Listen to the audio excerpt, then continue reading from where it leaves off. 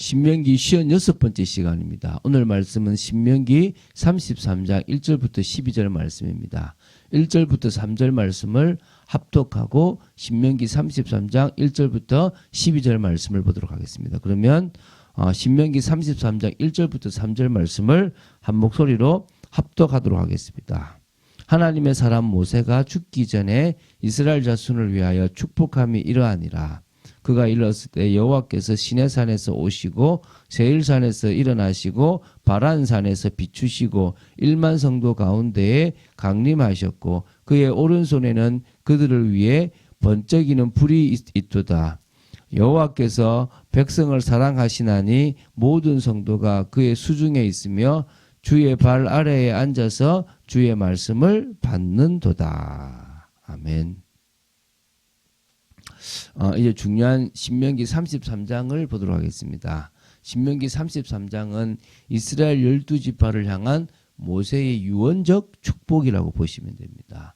모세가 최후 임종을 맞이하기 위해서 느부산에 오르는데요. 그 전에 이스라엘 12지파를 향하여 시행했던 이 유언적 축복인데, 이 축복은 구약 성경에 나오는 여따의 축복들과 마찬가지로 일종의 예언뿐만 아니라 기도의 형태를 띠고 있습니다. 예언과 기도가 같이 된다고 보시면 되겠죠.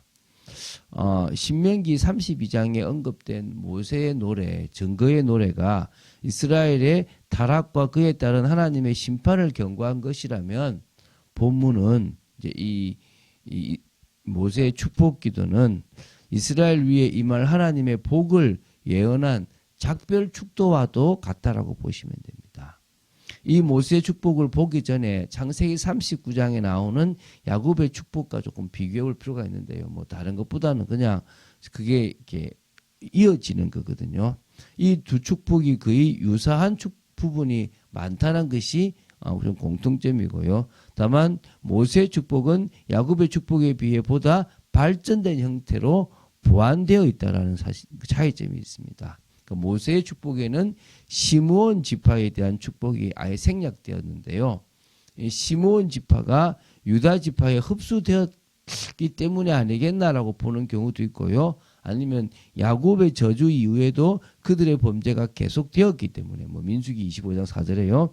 의도적으로 삭제한 그런 부분도 있지 않나라고 이렇게 추정합니다. 그럼 어쨌든 12지파에서 이름이 빠져버렸어요. 사실은 13지파인데 요셉으로 했기 때문에 요셉을 베냐민과 에브라임을 나누지 않았으니까 12지파가 되는 거죠. 그죠? 그러니 이 모세의 축복은 시므온 지파를 제외한 축복이라고 보시면 됩니다. 이 모세의 축복이 중요하기에 좀 나눠서 보도록 하겠습니다. 오늘 33장 1절부터 12절을 먼저 보겠습니다. 르우벤과 유다와 레위, 베냐민 지파에 대한 축복인데, 앞에 좀 서론적인 부분과 같이 이제 이것을 이어서 좀 보도록 하겠습니다.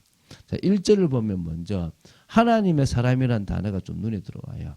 사람으로 번역된 게 이시라는 건, 이건 평범한 사람을 이렇게 지칭하는 일반적인 용어입니다. 그런데 이 단어에 하나님이라는 하엘로임이라는 수식어가 붙을 경우에는 그 양성이 완전 좀 바뀌어가지고 매우 특별한 사람을 지칭하는 것이 됩니다. 실제로 하나님의 사람이라는 호칭 자체가 모세오경에서는 이 본문에만 사용되고 있고요. 시편 90편의 제목에 좀 나오고 여호수아 14장 6절에도 모세를 언급할 때 이렇게 쓰였습니다. 그런데 사실 이 용어는요, 이 모세뿐만 아니라 선지자 사무엘, 좀 대단하죠, 엘리야, 엘리사 등 좀 하나님께서 귀하게 사용하시는 하나님의 일꾼들을 지칭할 때 이 제한적으로 사용되었습니다. 그래서 이때에 그 하나님의 사람은 이스라엘 백성과 하나님 사이의 중보 역할을 감당하는 자들로 그리스도를 예표하는 성격이 강합니다. 어떤 의미에서요, 이 하나님과 이스라엘 백성들 사이에서 중보 역할을 했던 모세가 죽기 전에 마지막 사역으로 이스라엘 자손을 위하여 축복했다라고 보시면 됩니다. 마지막 순간까지도, 죽기 전까지 자신의 사명에 충실했던 거죠. 어떤 의미에서 우리가 그런 축복의 사명을 감당해야 될 줄로 믿습니다. 자, 2절부터 5절을 좀 보는데요. 이 내용은 모세의 유언적 축복의 궁극적인 기원이 이게 여호와께 있다는 사실을 지금 밝히는 그런 내용입니다. 무슨 얘기냐면 여호와께서는 광야에서 이 산 저 산 여러 산에서 그의 백성 이스라엘에게 전능하신 자로 나타나신다는 거예요. 그리고 그들에게 모세를 통해서 율법을 주시고 모든 백성에게 안전한 피난처가 되시며 또 그의 주권 아래에서 하나가 되게 하셨음을 이렇게 상기시킵니다. 항상 하나님이 어떤 분이다. 여러분이 설교를 들으면서 내게 뭘 주시겠다 듣지 마시고요. 하나님이 어떤 분이신가를 아셔야 돼요. 하나님이 어떤 분인가를 알면 여러분들의 인생이 복이 되는 겁니다. 또 그분이 믿어지면서요. 환경과 현실을 뛰어넘을 수가 있다는 거예요. 그리고요. 모세의 축복이 바로 이러한 하나님과 맺은 언약에서 출발하고 있다는 사실도 밝히고 있습니다. 특히 5절에 여수룬이라는 단어가 나옵니다. 이것은 바로 이제 의로운 자 이런 뜻인데요. 이스라엘의 이상적 성격을 묘사하는 상징적인 명칭이라고 보시면 됩니다. 그러니까 여수룬은 이스라엘에 대해서만 사용된 이 고유명이라고 보시면 되겠고요. 그래서 여호와는 여수룬의 하나님이시라 보시면 됩니다. 우리가 영적 이스라엘이니까 영적 여수룬이라고 봐도 되겠죠. 그죠? 자, 이제 6절부터 이제 지파별로 축복을 합니다. 첫 번째 6절이 르우벤 지파를 향한 모세 축복입니다. 모세는 르우벤 이 장자의 자격을 상실했음에도 불구하고 그로부터 12지파에 대한 축복을 시작하고 있습니다. 그래서 모세는 르우벤은 살고 죽지 아니하고 그 인구수가 적지 않기를 원한다라고 축복을 했습니다. 그래서 르우벤 자손들의 수가 아마 적어서 소멸될 위기에 있었지 않았겠나라고 봅니다. 아무튼 하나님께서는 르우벤 지파가 보존되고 그 인구가 많아지기를 원하는 것처럼 오늘도 이 세상에 신앙 부흥이 일어나서 성도들의 수가 좀 많아지기를 하나님 나라가 확장되기를 바라는 부분들이 있기를 원하십니다. 자, 7절에는요. 유다 지파에 대한 이 모세의 축복이라고 보시면 됩니다. 모세는요. 하나님이 유다의 음성을 들으시기를 간절히 구했습니다. 너희들의 기도를 들기를 원하신다. 하나님께서 그들의 음성을 들으신다는 것은 기도의 응답을 의미하고 그들과 하나님과의 관계에 전혀 문제가 없음을 나타냅니다. 그래서 그런 부분에 대한 게 되고요. 또 모세는요. 유다 지파가 하나님의 도우심으로 대적을 쳐서 이기게 하시기를 구하고 있습니다. 유다에서 바로 왕들이 나오잖아요. 이스라엘을 치리할 왕들이. 그래서 국가의 존망과 국민들의 평안한 생활을 위해서도 이 싸워서 이기는 부분이 필요한 거고 또 마지막에는 궁극적으로 메시아의 승리와 관계되어 있는 부분들이 있겠죠. 자, 8절부터 11절은 레위 지파에 대한 축복입니다. 모세가 레위 지파니까 레위 지파에 대한 축복을 다른 사람을 한 절 했다면은 지금 벌써 몇 절입니까? 8, 9, 10, 11 4절이나 지금 하고 있는 겁니다. 자, 모세가 레위 지파를 향해 축복하면서 주의 둠밈과 우림이 주의 경건한 자에게 있다라고 지금 얘기합니다. 여러분 우림과 둠밈이라고 보통 얘기하는데 이게 뭡니까? 대제사장이 확연히 판결 내리기 어려운 어떤 사안에 대해서 하나님의 뜻을 알아보기 위해서 사용했던 일종의 제비와 같은 도구입니다. 이건지 저건지 묻기 위한 거죠. 그런데 여기서 이러한 우림과 둠밈이 주의 경건한 자에게 있다는 것은 레위 지파의 대제사장이 그것을 보관하고 있으면서 그것을 통해 하나님의 뜻을 지속적으로 물을 것이라는 말입니다. 야곱의 축복에서는 레위가 좋지 않은 축복이었는데 그 좋지 않은 그 레위 지파가 결국은 하나님 앞에 섬으로 말미암아 축복된 지파가 되었다는 것입니다. 자, 8절에 보면 하나님께서 레위를 마사에서 시험하시고 무리바 물가에서 그와 다투셨다고 증가합니다. 이게 모세와 아론이 바로 이렇게 당신의 일과 구별되는 이 레위 지파가 이 마사와 브리바에서 두 번에 걸쳐 시험을 하신 사실을 가리킵니다. 특히 물이잖아요, 물. 그죠? 그래서 이 부분에 대해서 실패한 부분이 사실은 있기 때문에 그래서 모세와 아론은 약속이 있는 가나안 땅을 들어가지 못하게 되는 걸 보게 되죠. 그죠? 이제 그런 부분에 대한 내용들이 좀 있고요.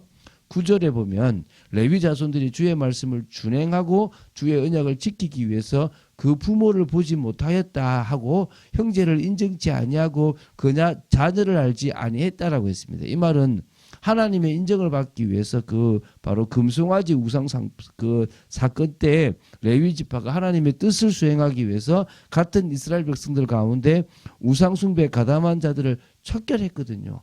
그런 하나님의 그 중심을 이 레위의 중심을 하나님이 기뻐하셨다라는 것입니다. 10절에는요. 레위 지파의 직분에 대해서 언급하고 있습니다. 주의 율례와 법도를 이스라엘 자손에게 가르치며 하나님께 제사하는 직분을 맡았다는 겁니다. 그리고 11절에 뭡니까? 하나님의 성막 봉사를 위해서 구별된 레위 지파는 가나안 정복 후에도 다른 지파들과는 달리 기업을 받지 못했는데도요. 하나님은 충만하게 풍성하길 원한다는 것은 이스라엘의 11조를 먹고 사는 레위 지파이기 때문에 이스라엘의 이렇게 풍족함이 결국은 레위 지파의 풍족함이고 또 이스라엘 백성들의 신앙이 레위 지파의 풍성함이니까 그것을 이렇게 축복하고 있는 부분도 있습니다. 잘 안 되는 것도 있죠. 그죠? 자, 12절에는요. 베냐민 지파에 대한 축복입니다. 모세는 베냐민 지파를 여호와의 사랑을 입은 자로 표현하고 있으며 그들의 안전에 대해서 확신을 피력하고 있습니다. 그들이 하나님의 보호를 받기 때문이라는 것으로 이렇게 핵심이거든요. 그러니까 강력한 군사력을 갖춘 나라라도 하나님께서 버리시면 하루아침에 패망에 이르지만 약한 지파나 개인이라도 하나님께서 지키시면 영원히 안전합니다. 이게 사실 예언적으로 성취가 돼요. 베냐민 지파가 성전이 있는 예루살렘 주변에 거함으로써 북왕국 이스라엘과 분리되고 오히려 남유다에 붙게 되거든요. 그래서 아수르가 멸망할 때 베냐민 지파는 아수르 바로 이 북왕국과 관계되어 있지 않기 때문에 멸망하지 않고 더 오랜 기간 동안 보호를 받을 수 있었다는 거죠. 자, 우리가 예언의 축복이면 그냥 그대로 다 되고 나는 노력해도 안 된다 이런 의미가 아니고요. 우리는 하나님 앞에 서면 돼요. 우리는 믿음의 삶을 살아가면 됩니다. 그것만 살아가면 하나님은 사랑이시고 하나님은 우리에게 역사하시길 원하시기 때문에 우리가 늘 믿음을 고백한다면 하나님이 우리의 삶을 인정하시고 지키시는 줄로 믿습니다. 그래서 우리가 어디까지 가면 된다고요? 구원의 은혜, 축복, 복음의 비밀 이 모든 것들을 알아서 전문인으로서 또 하나님이 원하시는 그런 사명 감당할 사역자로서 참언신할 수 있는 자리까지 갈 수 있으면 될 줄로 믿습니다. 그런 축복을 누리는 여러분 되시기를 오늘도 하루의 걸음, 오늘의 걸음이 복된 걸음 되시기를 여러분을 향한 하나님의 마음이 사랑임을 아는 여러분 되시기를 주 예수 그리스도 이름으로 축원드립니다. 주는 그리스도시요 살아계신 하나님의 아들이심을 고백합니다. 오늘도 이 신명기를 통하여 하나님의 축복을 보고 있습니다. 저희들이 정말 바로 이 모세의 축복을 통하여 하나님이 내리시는 복에 대해서 제대로 알고 저희들이 오히려 믿음으로 나아가는 축복에 저희들 되도록 지켜주시옵소서. 주 예수 그리스도 이름으로 기도드립니다. 아멘.